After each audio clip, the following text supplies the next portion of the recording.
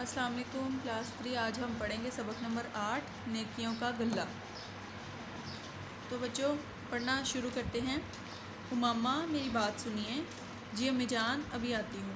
امامہ نے اپنی امی کی آواز سنی تو اٹھ کھڑی ہوئی، پانی کی بوتل بند کی اور ایک طرف رکھ دی۔ وہ گملوں میں پانی ڈال رہی تھی۔ اسے اپنے کام خود کرنا بہت پسند تھا، جیسے جوتے پالش کرنا، بال سنوارنا، اپنی چیزوں کی حفاظت کرنا۔ باورچی خانے میں پہنچی تو اس کی امی نے کہا، آپ کی خالہ جان کا فون آیا تھا، انہوں نے آپ کی دونوں باجیوں کو روک لیا ہے، کہہ رہی تھیں کہ افطاری کرا کر ہی آنے دوں گی۔ اب آپ میری کیا مدد کریں گی؟ اللہ آپ کی نیکیوں میں اضافہ کرے۔ یعنی امامہ ایک لڑکی ہے اور اس کی 2 بہنیں ہیں۔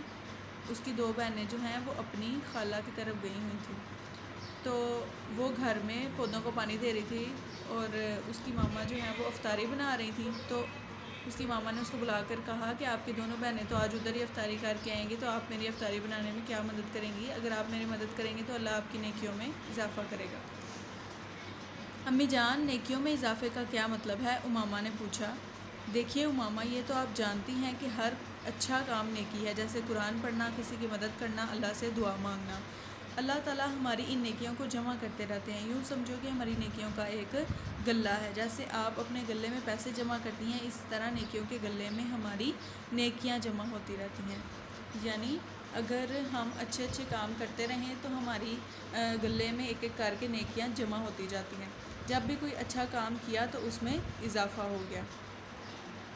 اللہ تعالیٰ اپنے پاس سے بھی ہمارے غلے میں نیکیاں ڈالتے رہتے ہیں، جیسے ایک نیکی کرنے سے ہمارے غلے میں ایک کے بجائے 10 نیکیوں کا اضافہ ہوتا ہے۔ یعنی اگر ہم کوئی اچھا کام کریں، جیسے ہم کسی کو پانی پلاتے ہیں، تو اس سے بھی ہمیں 10 نیکیاں ملتی ہیں۔ حالانکہ کام ہم نے ایک کیا ہے لیکن ہمیں نیکیاں 10 ملی ہیں۔ اس کا مطلب یہ ہوا کہ اللہ تعالیٰ اپنے پاس سے بھی ہمارے نیکیوں کے غلے میں نیکیاں ڈالتے رہتے ہیں۔ تو اس لیے میں نے تمہاری نیکیوں میں اضافے کی دعا کی، اس کی امی نے تفصیل سے سمجھایا۔ لیکن نیکیوں میں اضافے سے کیا ہوگا؟ امامہ نے پوچھا۔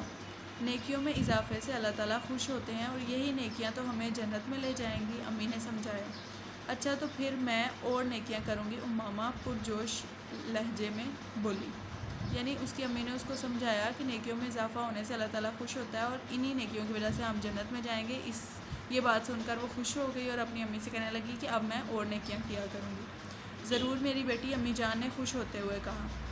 اچھا بتائیے کہ کیا کام ہے؟ امامہ نے پوچھا۔ زیادہ کام نہیں ہے، بس تم تھوڑے تھوڑے کر کے یہ برتن لے جاؤ، آہستہ آہستہ جانا تاکہ برتن گر نہ جائیں، اس کی امی بولی۔ امامہ نے دھیان سے کچھ برتن اٹھائے اور باہر آ گئی۔ اس نے ایک ترتیب سے دسترخوان پر برتن رکھے، برتن رکھ کر وہ سالن والا ڈونگا بھی لے آئی، پھر پانی کی بوتلیں دسترخوان پر رکھیں۔ آخر میں اس کی امی پھل اور شربت لے آئیں، ساتھ میں روٹیاں بھی تھیں۔ یوں ایک ایک کر کے سارے کام ہو گئے۔ تب تک امامہ کے ابو اور تینوں بھائی بھی دسترخوان پر آ گئے۔ امامہ ابھی چھوٹی تھی اس لیے روزے نہیں رکھتی تھی، لیکن افطاری میں وہ سب کے ساتھ شامل ہوتی۔ وہ بھی انتظار میں تھی کہ کب اذان ہو اور وہ بھی سب کے ساتھ افطاری کرے۔ جوں ہی اذان کی آواز سنائی دی تو سب سے پہلے امامہ نے ہاتھ بڑھا کر کھجور منہ میں رکھ لی۔ اس کی جلدی دیکھ کر سب لوگ مسکرانے لگے۔